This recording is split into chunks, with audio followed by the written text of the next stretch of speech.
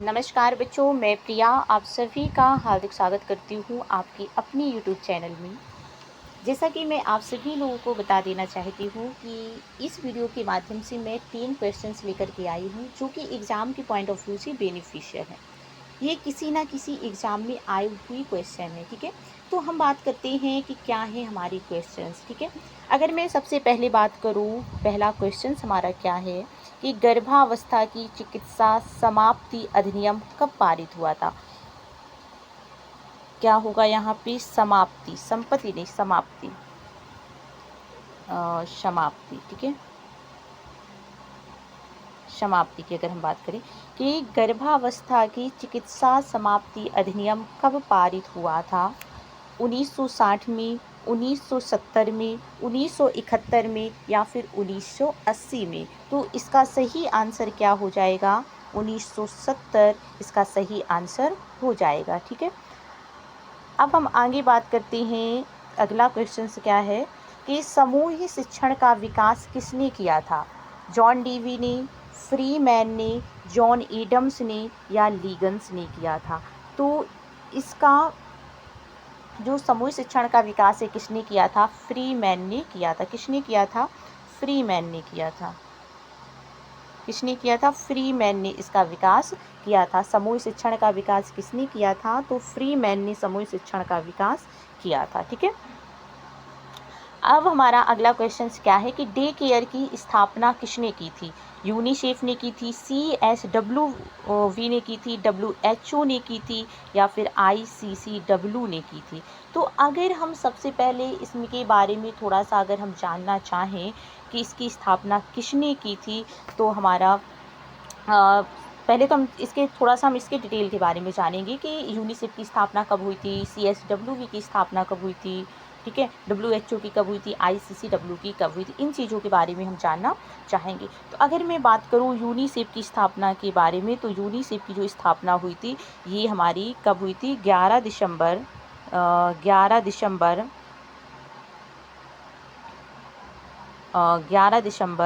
1946 को हुई थी। कब हुई थी? 1946 को इसकी स्थापना हुई थी, ठीक है।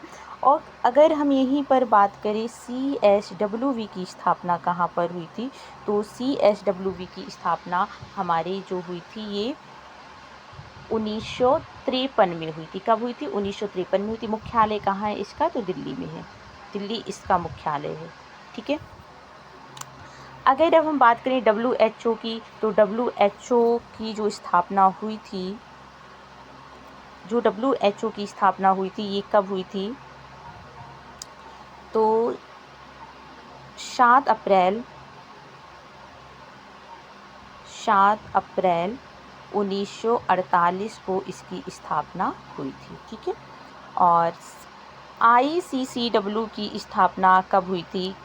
ICCW की स्थापना जो हुई थी हमारी, ये हमारी हुई थी 1952 में हुई थी। कब हुई थी? तो 1952 में हुई थी। इसका भी मुख्यालय कहाँ पर है? तो दिल्ली इसका मुख्यालय है, ठीक है। इतनी बात समझ में आई होगी। लेकिन अगर हम क्वेश्चन की अपनी बात करें कि डे केयर की स्थापना किसने की थी, तो डे केयर की जो स्थापना की थी वो यूनिसेफ ने की थी, ठीक है। किसने की थी? यूनिसेफ ने की थी। अब हमारा अगला क्वेश्चन क्या है, एक सेकेंड, कि ISO की स्थापना किस वर्ष हुई थी। अगर हम सबसे पहले बात करें ISO का फुल फॉर्म क्या है, तो इंटरनेशनल स्टैंडर्डाइजेशन फॉर ऑर्गेनाइजेशन। क्या है? इंटरनेशनल स्टैंडर्डाइजेशन फॉर ऑर्गेनाइजेशन, ठीक है। अगर हम बात करें, एक सेकेंड, क्या होगा यहाँ पर हमारे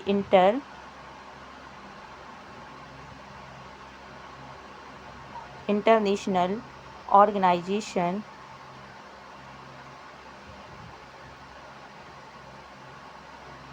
फॉर स्टैंडर्डाइजेशन,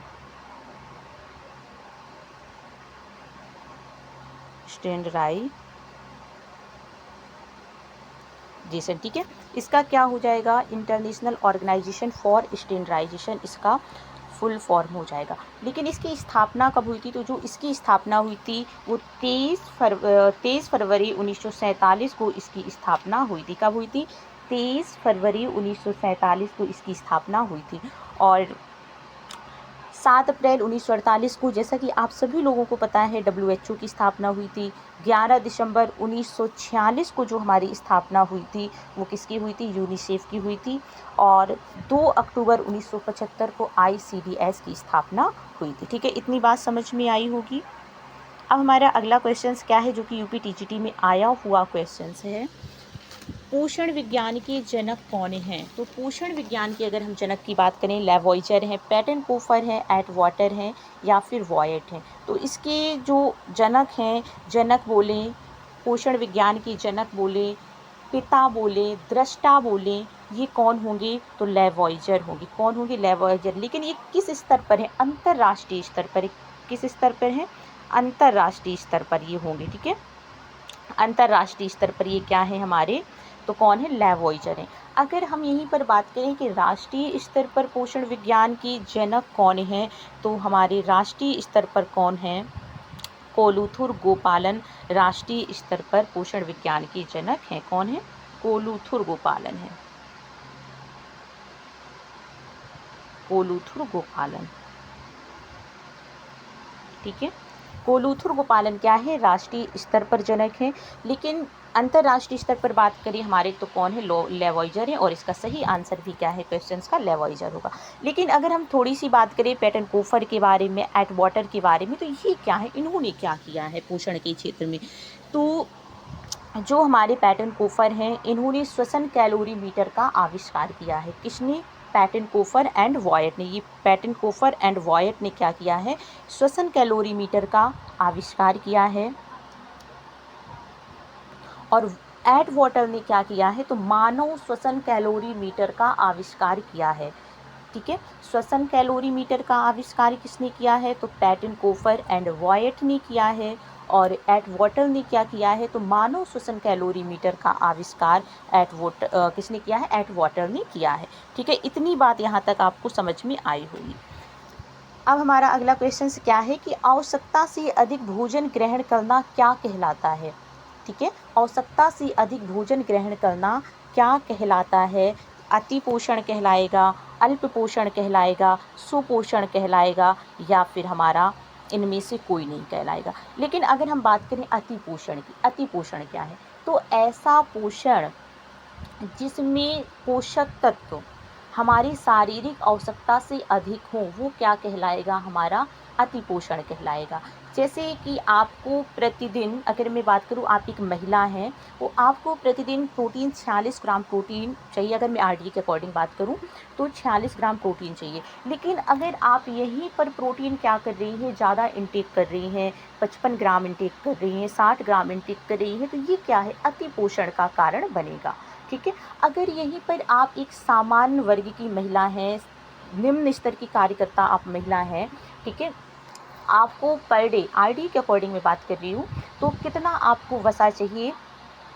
तो 20 ग्राम वसा आपको पर डे इंटेक करना है। लेकिन आप क्या कर रहे हैं? 50 ग्राम 60 ग्राम आप वसा पर डे इंटेक कर रहे हैं। तो ये क्या है?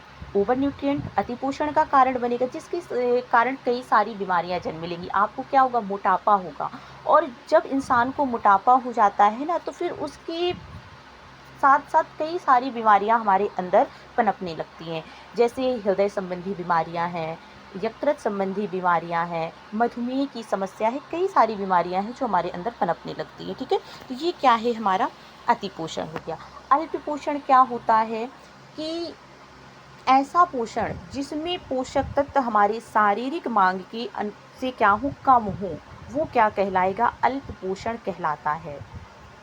क्या कहलाता है? अल्प पोषण कहलाता है। जैसे हमें 46 ग्राम प्रोटीन पर डे चाहिए, लेकिन वो प्रोटीन हमें क्या है? 30 ग्राम 32 ग्राम ही प्रोटीन मिल पा रही है। हमें वसा है, हमें 20 ग्राम वसा पर डे चाहिए, लेकिन हम 15 ग्राम 18 ग्राम वसा ही हम पर डे इंटेक करें, तो ये क्या है? अल्प पोषण का कारण है।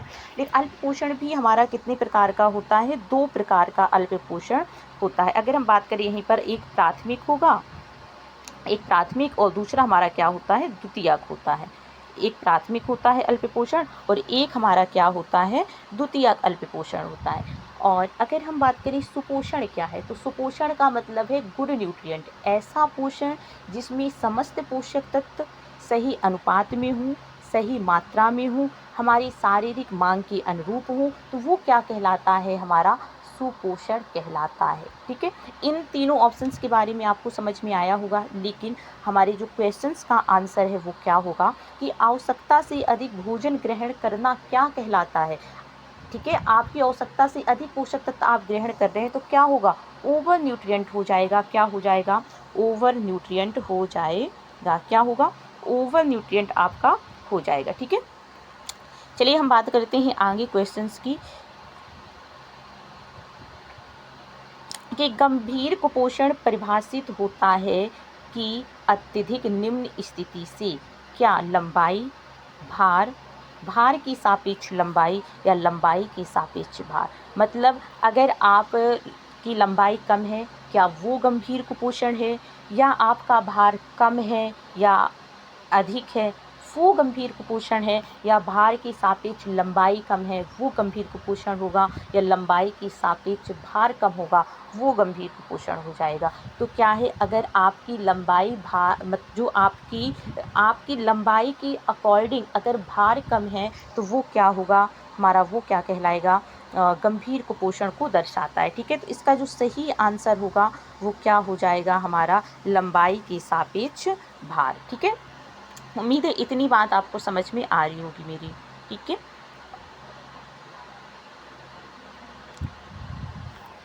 अगला क्वेश्चन क्या है हमारा कि जब भोजन सीधे नसों में दिया जाता है तो इसे कहा जाता है प्रवेशक पोषण, नासा जठर पोषण कहेंगे, माता पिता संबंधी पोषण कहेंगे, जिसे हम पेरेंटल पोषण के नाम से जानते हैं। और अगला क्या है, हमारा खारा पोषण है। तो अगर मैं सबसे पहले थोड़ा सा पोषण की बात करूं कि पोषण हम कितने तरह से देते हैं, दो तरह से देते हैं। एक तो हम प्राकृतिक देते हैं, दूसरा हम कृत्रिम देते हैं। प्राकृतिक पोषण जब रोगी है, जो व्यक्ति है, अगर वो सामान्य उसे कोई ऐसा रोग हुआ है कि वो मतलब ईजिली मुख के माध्यम से भोजन ग्रहण कर सकता है, तो वो क्या हो गया, एक प्राकृतिक रूप से भोजन देना हो गया। ठीक है, और कृत्रिम भोजन देने की दो विधियां होती हैं। जब बहुत ही ज़्यादा क्रिटिकल कंडीशन होती है रोगी की और वो मुख के माध्यम से भोजन ग्रहण नहीं कर पाता है, तब हम उसे क्या करते हैं, कृत्रिम विधि के द्वारा पोषण देते हैं। इसमें हमारी दो विधियाँ आती हैं। एक हमारी आती है ट्यूब फीडिंग आती है, और दूसरी हमारी आती है अंतःशिरा पोषण आता है। ठीक है, जिसमें हम नसों के माध्यम से भोजन देते हैं। ट्यूब फीडिंग, जिसे हम एंट्रल पोषण के नाम से जानते हैं, इसमें हम क्या करते हैं, इसमें हम नेसोगैस्ट्रिक मेथड का प्रयोग करते हैं, नासिका के माध्यम से नली डाल करके पोषण प्रदान करते हैं। और दूसरा हमारा क्या होता है, हमारा गैस्ट्रोस्टॉमी होता है, जिसमें हम अमाशय में नली डाल करके पोषण देते हैं। और तीसरा जो हमारा होता है वो हमारा होता है आंतों के माध्यम से, आंतों में हम नली डाल करके हम क्या करते हैं, पोषण देते हैं। ठीक है, और अगला जो हमारा है अंतःशिरा के माध्यम से जो हम पोषण देते हैं, जिसे हम पेरेंटल पोषण कहते हैं, इसमें हम क्या करते हैं, ऊपरी सिरा में क्या करते हैं, इंजेक्शन के माध्यम से क्या किया जाता है, पोषण प्रदान किया जाता है। जो सेलाइन है या ग्लूकोज की जो बोतल हम लोगों को लगती है वो किस माध्यम से लगती है, अंतःशिरा के माध्यम से ही तो लगती है। ठीक है, तो इसका जो सही आंसर होगा, सही आंसर इसका क्या हो जाएगा, माता पिता संबंधी पोषण, जिसे हम क्या कहते हैं, पेरेंटल पोषण के नाम से हम इसे जानते हैं। ठीक है, अब अगला हमारा क्वेश्चन क्या है कि आरडीए के अनुसार 0 से 6 महीने की शिशु को प्रतिदिन मैग्नीशियम की कितनी मात्रा देनी चाहिए, 30 milligram per day, 60 milligram per day, 29 milligram per day या 42 मिलीग्राम पर डे। तो हमें कितनी देनी चाहिए, मैग्नीशियम की मात्रा कितनी देनी चाहिए, 30 मिलीग्राम पर डे हमें देनी चाहिए। अगर मैं यहीं पर बात करूं एक पुरुष को कितनी देनी चाहिए, तो पुरुष को 440। ठीक है, कोई भी वर्ग है वो, चाहे वो सीवियर हो और चाहे वो या वो मतलब कि सीवियर पर्सन है जो निम्न कार्य करता है या मध्यम कार्य करता है या वो अधिक कार्य करता है, तो हम सभी को क्या करेंगे, 440 मिलीग्राम हम क्या करेंगे, मैग्नीशियम पर डे देंगे। लेकिन अगर मैं महिला की बात करूँ तो महिला को हम 370 मिलीग्राम पर डे देते हैं। ठीक है, 370 मिलीग्राम हम पर डे देंगे। और अगर मैं यहीं पर बात करूँ गर्भवती महिला को कितना पोषण कितना मैग्नीशियम पर डे देना है तो इसे हम क्या करेंगे, गर्भवती को हम कितना देंगे, 440। जितना हम पुरुष को देते हैं ना उतना ही हम इसे भी देंगे, 440 मिलीग्राम पर डे देंगे, ठीक है। और एक धात्री महिला है तो धात्री महिला को 400 मिलीग्राम हम पर डे क्या करेंगे, मैग्नीशियम की मात्रा देंगे, ठीक है। तो ये मैग्नीशियम से संबंधित कुछ कंटेंट था। और अगला क्वेश्चन है हमारा कि ICMR एंडोनिन 2024 की खाद्य पिरामिड के अनुसार प्रतिदिन सब्जी और फल की कितनी मात्रा लेने की सिफारिश की गई है, ठीक है।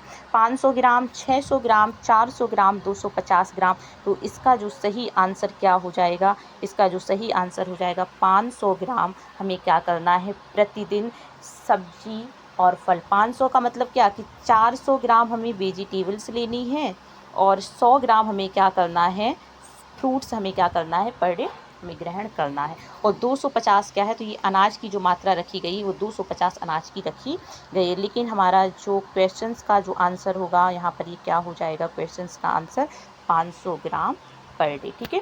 तो ये थे आपके क्वेश्चंस, कैसे रहे, अच्छा था क्वेश्चन का फॉर्मेशन या नहीं था, आप लोग मुझे कमेंट बॉक्स के माध्यम से ज़रूर बताइएगा। तब तक के लिए धन्यवाद।